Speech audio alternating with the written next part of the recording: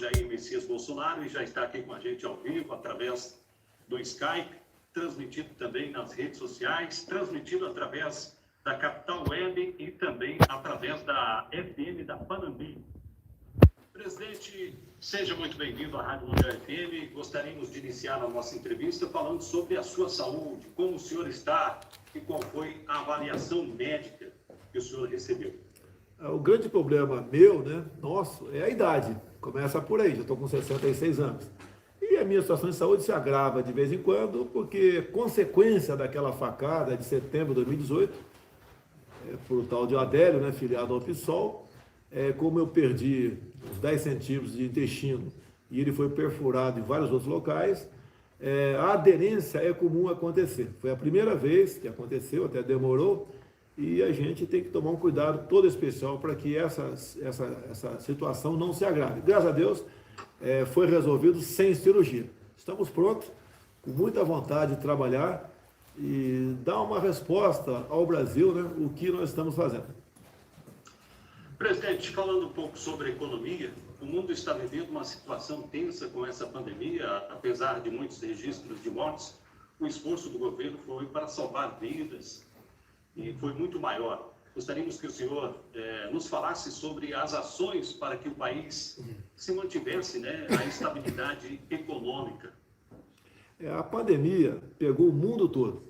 A gente lamenta as mortes e o Brasil não ficou afastado disso. O Supremo Tribunal Federal decidiu que quem trataria na ponta da linha das questões da pandemia e as medidas a serem tomadas seriam governadores e prefeitos. Ele deixou o presidente praticamente alijado. Bem, e a pandemia bateu forte no Brasil março e abril. E desde o começo eu falava que tínhamos dois problemas sérios pela frente. Seria o vírus e o desemprego. E grande parte desses governadores e prefeitos se preocuparam apenas com o vírus.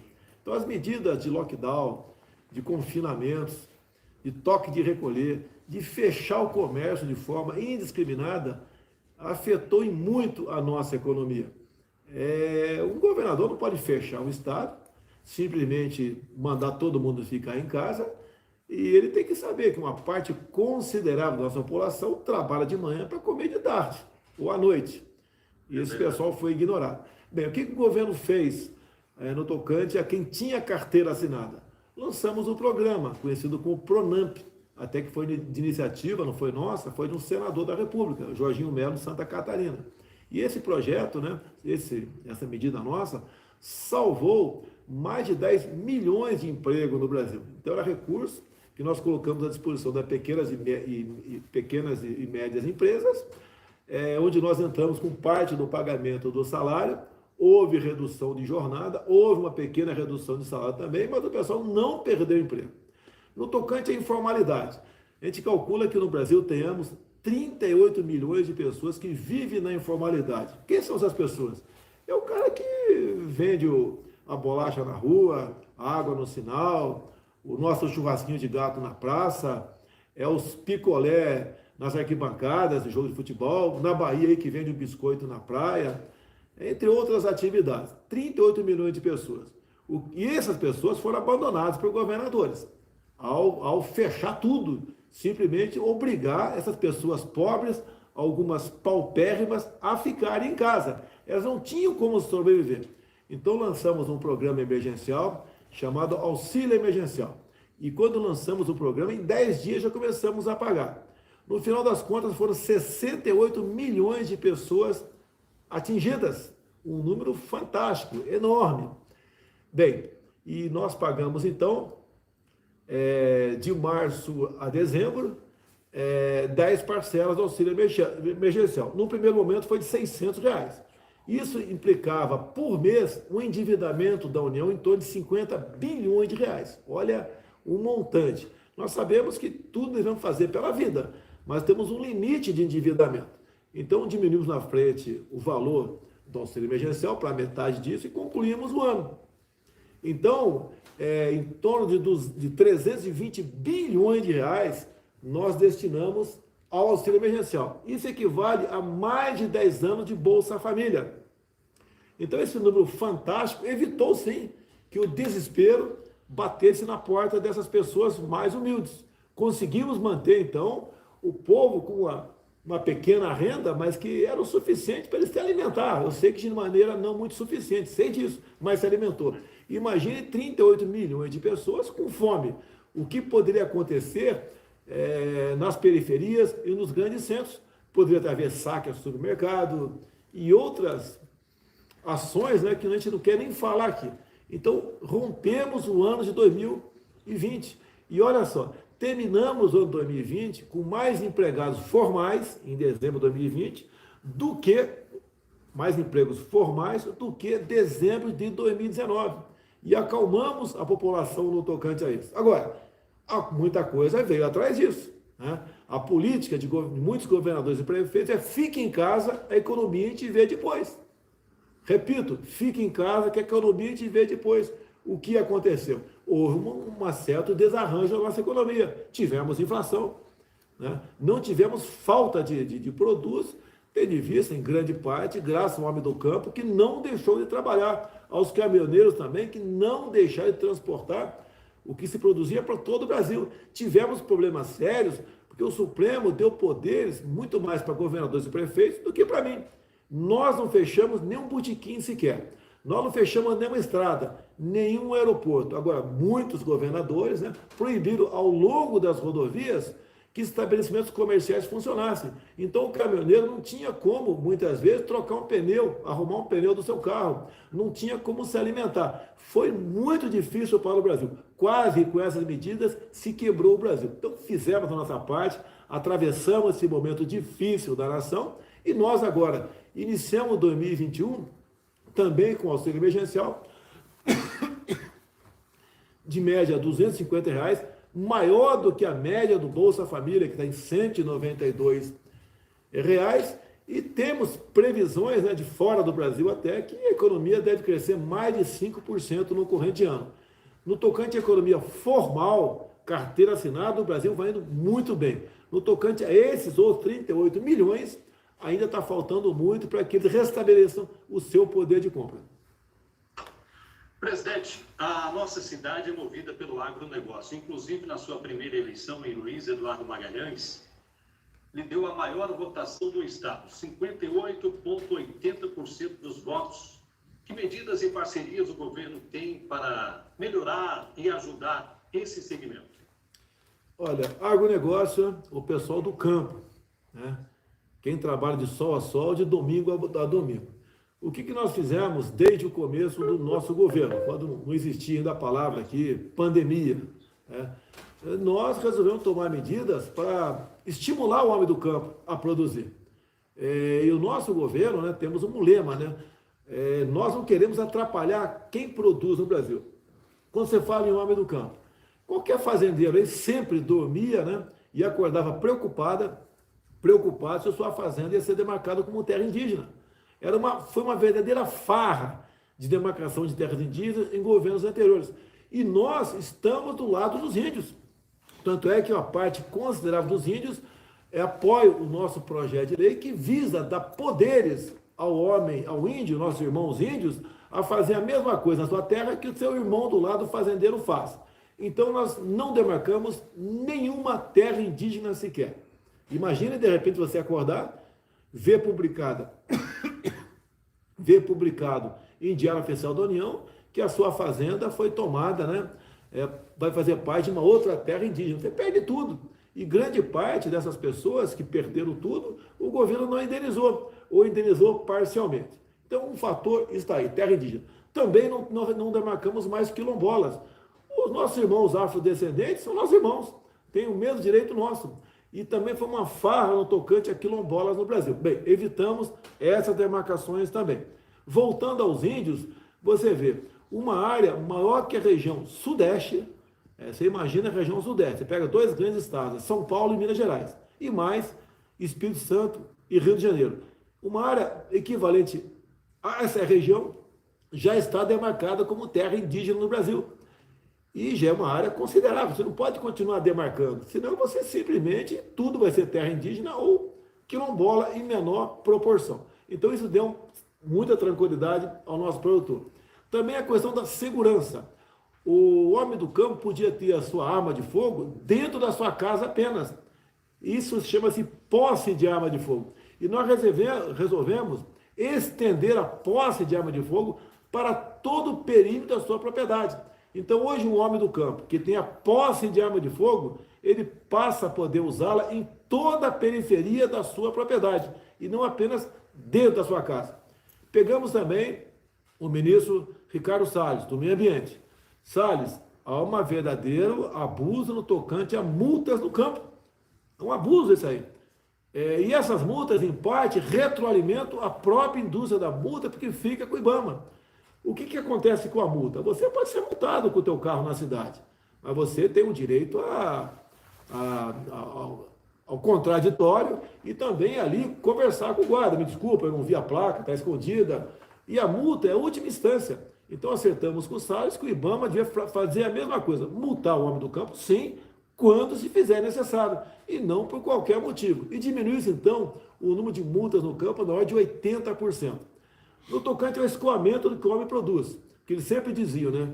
Estamos bem da porteira para dentro, da porteira para fora, não. O Tarcísio, com sua inteligência, viu os grandes gargalos para escoar o que o homem do campo produzia. Um exemplo muito claro que a gente coloca aqui é a BR-163, que passa lá pelo Pará. Tínhamos um pequeno trecho que faltava asfaltar, 50 quilômetros. Só que, em época de chuva, um caminhão que transportava o que se produzia no campo levava, em média, uma semana para romper 50 quilômetros. Ele asfaltou isso em tempo recorde.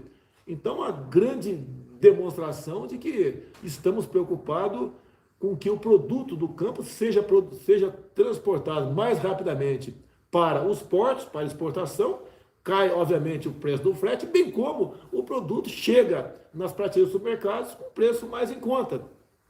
Estamos ultimando aqui, por exemplo, a ferrovia Norte-Sul, que vai do Porto de Itaqui, do Maranhão, passa por Tocantins, Goiás e morre ali no Porto de Santos, em São Paulo. É um trecho de pouco mais, se eu não me engano, quase 3 mil quilômetros. E faltava quase metade disso ser concluído. Vai ser concluído no corrente ano. Isso vai baratear muito os produtos, bem como vão ganhar tempo, né, para transportar este material. Então, essas medidas levam paz, tranquilidade ao homem do campo. Por outro lado, também, a ministra Tereza Cristina da Agricultura, ela é uma pessoa que tem feito um trabalho excepcional fora do Brasil, onde cada vez mais mercado para o produto brasileiro tem aparecido. E o mundo está carente de alimentos.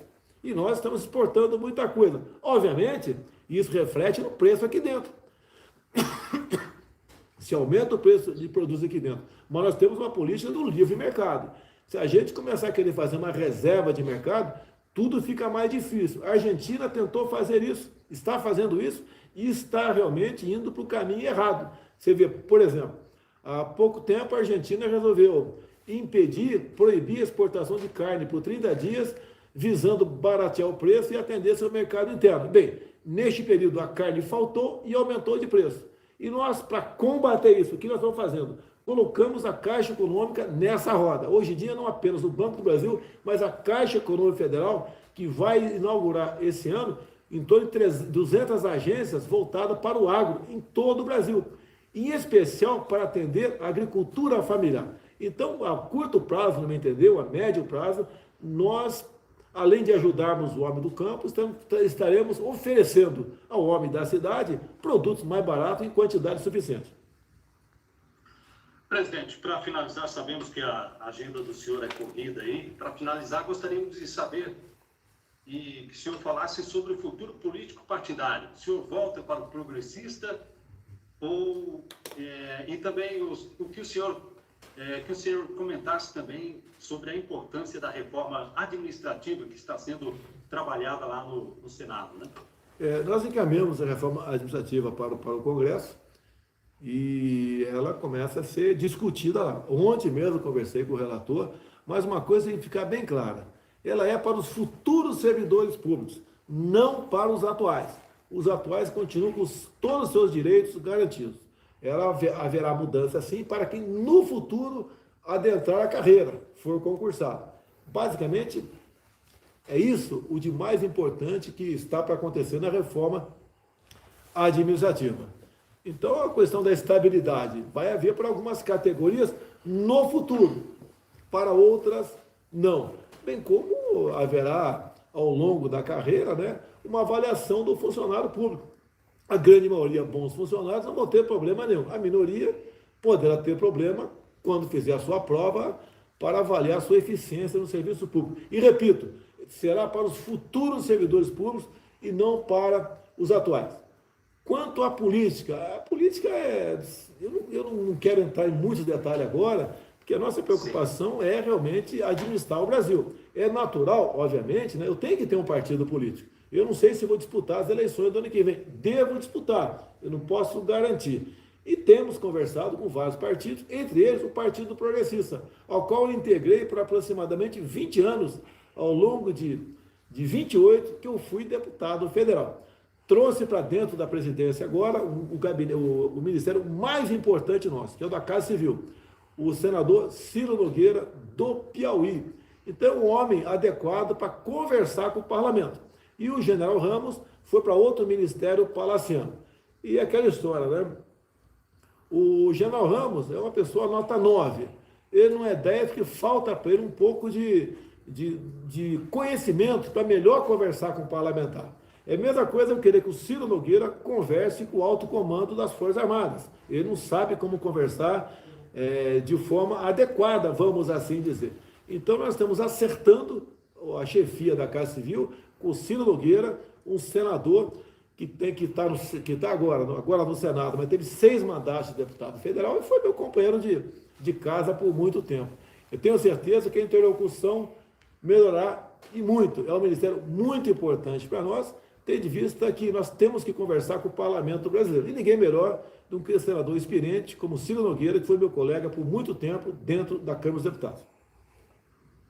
Presidente, gostaria de agradecer imensamente, dizer que é um marco histórico para a Rádio Mundial entrevistá-lo, o presidente do Brasil, e aqui na cidade onde o senhor teve aí uma margem considerável de votos nas eleições. Deixar um grande abraço, deixar também o desejo de muita sorte na administração do Brasil, saúde para o senhor, e também deixar um abraço da minha filha, que ela falou, olha, por favor, fale para o presidente, que eu mandei um abraço para ele, a Catiele Munique, também o Jamerson Valenzuela, deixar um abraço aí para o senhor e eu desejo que tudo dê certo aí para frente aqui no nosso Brasil. Me dá um minuto só mais, por favor.